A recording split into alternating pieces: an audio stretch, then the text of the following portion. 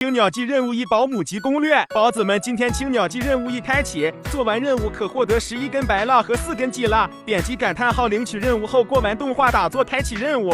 任务分为2阶段，第一阶段比较简单，拾取羽毛即可。点击光载可以看到羽毛的光标，每收集1根羽毛就会多1堆烛火。全部收集完后，会过动画开启第2阶段，这时候可以收集烛火，也可以先做任务。任务要抓到飞行的蓝鸟，靠近蓝鸟后会减速出现图标。这时候一定抓紧点击哦！点击图标后，任务完成，桌子上的烛火也会消失。没有收集的不用担心，任务结束会自动收集的哦。快收藏起来，叫上好友一起做任务吧！